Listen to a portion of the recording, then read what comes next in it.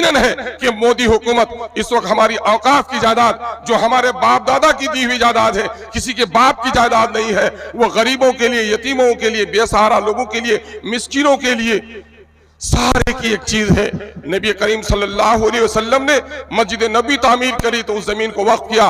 औकाफ का सिलसिला हजरत उमर फारूक रजी अल्लाह ताला अन्हु के जमाने में के काफी आगे बढ़ा है और उस औकाफ के मामले में आज हुकूमत की बहुत ही नापाक नजरें हम पर उठ रही हैं।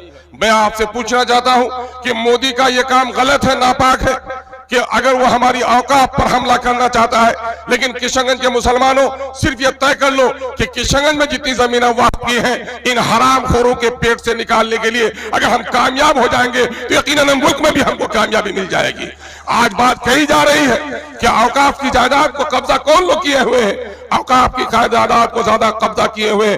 मैं वक्फ सुन्नी बोर्ड का रियासती मेंबर रहा, जब मैं बिहार शरीफ में गया तो वक्फ की दुकानों का किराया 500 रुपए था और वही जो निजी दुकान था 2500 रुपए किराया था।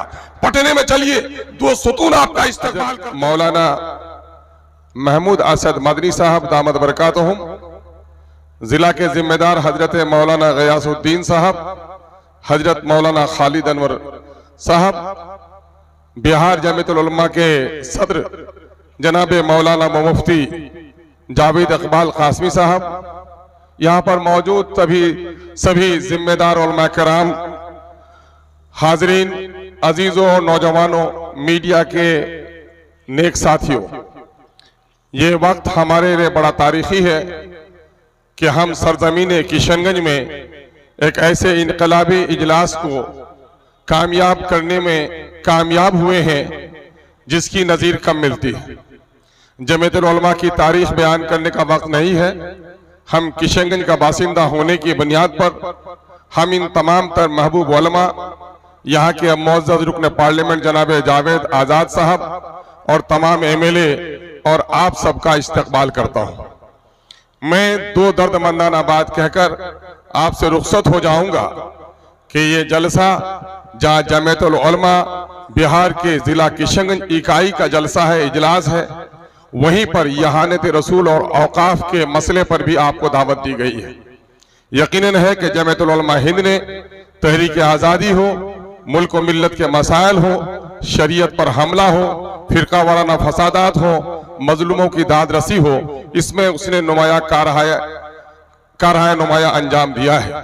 हम इसके लिए जमीयत के तमाम तर जिम्मेदारान को मुबारकबाद देते हैं। इस वक्त हर मोमिन जो अल्लाह पर, अल्लाह के रसूल पर यकीन रखता है, ईमान रखता है, उस ईमान की शान ही ये है कि वो अपने जान, अपने माल और अपनी जान से भी ज्यादा रसूलुल्लाह के जात से मोहब्बत करता है और रसूलुल्लाह की यहानत करने वालों से लड़ने के लिए अपनी गर्दन कटा देने में भी हमारा शराबी और जुवारी मुसलमान भी पीछे नहीं रह सकता। ये अल्लाह का बड़ा फजल व करम है। किसी भी मजहब के पेशवा को यह सादत हासिल नहीं है कि उसको इतनी मोहब्बत उसके मानने वाले करते हों। हम नबी मुकर्रम सल्लल्लाहु अलैहि वसल्लम की यहानत करने वालों की मुजम्मत करते हैं और एक बात मिल्लत से अर्ज करना चाहते हैं। शेर की तस्वीर को बच्चा फाड़ देता है, बिजली और बिल्ली को देखकर चीखते हुए माँ के आगोश में चले जाता है। यकीनन है वो मरदूद है, वो मगजूब है जो नबी की शान के खिलाफ बात करता है। लेकिन मुसलमानों, आज हमारा हाल क्या है? हम अपनी शादियों में रसूलुल्लाह की सुन्नतों को तोड़ रहे हैं। मामलात में हमारे यहाँ बहनों के तरके से हम बहनों को महरूम कर रहे हैं। आज मुसलमानों की 70% आबादी का यह इलाका है और हमारी यहाँ सियासी अदबार से इतने बेवजन हम होकर रह गए हैं कि आज इस वक्त RSS के लोग इसको यूटी बनाने की कोशिश कर रहे हैं। हमें अपनी सियासी खोई हुई अजमत को भी तलाश करनी पड़ेगी। आज बंधन लोन में 70% आबादी हमारी मुलविस हो गई है। हमारी शादी ब्याह में मुस्लिम और गैर मुस्लिम के शादी ब्याह में कोई फर्क नहीं नजर आता है। महरमात और गैरमात और आज मुस्लिम के शरीफ खानदानों में दुल्हन को सजाकर तस्वीरें ली जा रही हैं। तो आखिर हम किस रसूल की अजमत के लिए उठे हैं? यकीन जानिए इन चीजों ने हमें बड़ा कमजोर किया है। दूसरी तरफ मसलकी और मकतबे फिक्र के इख्तलाफात ने भी हमें बहुत कमजोर किया है। हकीमुल उम्मत ने पहले कह दिया था, मुनफियत एक है इस कौम की, नुक्सा भी एक, एक ही सबका नबी, दीन भी, ईमा भी एक, हरम पाक भी, अल्लाह भी, कुरान भी एक। क्या होता बड़ी बात जो होते मुसलमान भी एक, कहीं फिरकाबंदी और कहीं जाते हैं, जमाने में पिनपने की क्या यही बातें हैं।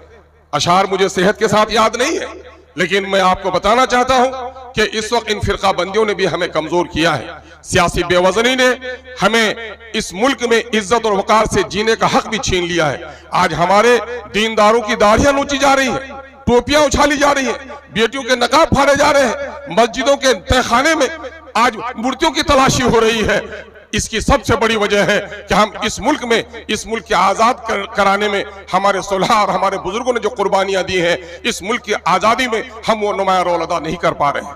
हम अल्लाह रब्बुल इज्जत से दुआ गो हैं कि अल्लाह तबारक तआला हमें तौफीक अता फरमाए। दूसरी तरफ औकाफ की इतनी बड़ी मिल्कियत कि अगर औकाफ की जायदाद की सही आमदनी का इस्तेमाल किया जाए तो मुसलमानों की दर्जनों नहीं बल्कि सैकड़ों मेडिकल कॉलेजेस चल सकते हैं, सैकड़ों इंजीनियरिंग कॉलेजेस चल सकते हैं, फलाही काम हो उन्हें।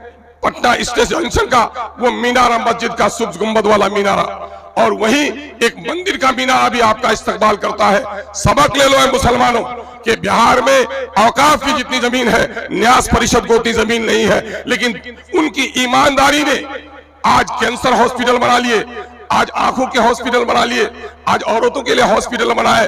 तस्लीस के फर्जंद ले गए थे मीरास खलील, आज तो बुत परस्तों के फर्जंद ले गए मीरास खलील। आइए हम और आप अहद करें कि अपनी जमीयत को मजबूत करेंगे, अपनी जमात को मजबूत करेंगे। सियासी एतबार से हमारी जो बेवजनी हो गई है, इस बेवजनी को तलाश करेंगे। जो लोग सियासी बसीरत नहीं रखते हो, जो लोग दीनी बसीरत नहीं रख सकते हो, वो हमारी क़यादत नहीं कर सकते। हम अपनी सफ़ों में सियासी बसीरत पैदा करें, और दीनी हमीयत के बगैर कोई सियासी बसीरत भी काम आने वाली नहीं है। दीनी हमीयत पैदा करें। एक बड़े आलिम दीन हजरत मौलाना वली रहमानी साहब दामद नव्वर अल्लाह बरकतहू ने क्या तारीखी जुमला कहा था। एक किशनगंज के मुसलमानों, सीमांचल की पट्टी में बसने वाले मुसलमानों, तुम्हारी तादाद तो इतनी ज्यादा है कि मिल्लत के मुल्क और मिल्लत के दरपेश मसाइल की लहरें यहाँ से उठनी चाहिए थी। अफसोस कि लहरें तो तुम्हारे यहाँ नहीं उठती, जो लहरें दूर से चलकर आती है वो लहरें भी थम जाती हैं। अल्हम्दुलिल्लाह यहाँ के मिल्लत के गयूर हमारे उलमा ने अब इस सबक को दोहराया है कि इंशाअल्लाह अज़ीज़ सीमांचल की पट्टी से मिल्लत के मसाइल की हर आवाज बुलंद होगी और इंशाअल्लाह उसकी लहरें दूर तक जाएंगी। आइए हम अपने उलमा की अजमत और उनके नेक मशवरों पर अमल करने की का जज्बा अपने दरमियान में पैदा करें। अगर हमने अपने सफ़ों में इत्तिहाद पैदा किया, मौलाना काजी मुजाहिदुल इस्लाम कासमी साहब नव्वर अल्लाह मरकतों के एक जुमले पर अपनी बात में खत्म करूंगा। उन्होंने यही मिल्ली काउंसिल के इजलास में सोनथा की सरजमीन में कहा था, ए मुसलमानों, तुम्हारी गर्दनें सिर्फ कलमे के नाम पर काटी जाती, तुम्हें नहीं पूछा जाता कि तू हनफी है कि तू साफई है, तू देवबंदी है कि तू बरेली है, तू सैयद है, मुगल है, पठान की अंसारी है। जब ये दुश्मन तुम्हें कलमे के नाम पर एक समझता है तो क्या तुम अपने गर्दनों के नाम की हिफाजत के लिए भी एक नहीं हो सकते हो? आइए हम और आप मुत्तहिद होकर अपने कलमे और अपने दीन के पाबंद बन जाएं। और इस मुल्क में जो गैर मुस्लिम भाई हमारे हैं, यकीनन मैं कसमें खाकर कह सकता हूं, उलमा से जो तरबियत हासिल की है वो उसी आदम की औलाद है जिसके औलाद हम हैं। वो हमें नहीं पहचानते, हम उन्हें खुदा की कसम पहचानते हैं कि वो हमारा भाई है। हम उनसे दुश्मनी नहीं करते, बल्कि उनको यकीन दिलाना चाहते हैं कि अंग्रेजों ने जब हिंदुओं के बच्चों को ईसाई बनाने का काम किया था तो हमारे उलमा ने शहादत देकर अंग्रेजों को भगाकर तुम्हारे राम के अकीदे की हिफाजत की है। आओ, सुख भी शांति भी भक्तों के गीत में है, इस देश के वासियों की मुक्ति प्रीत में है। बहुत बहुत शुक्रिया। अस्सलाम वालेकुम व आखिरुद्दावाना अनिल हम्दुलिल्लाहि रब्बिल आलमीन।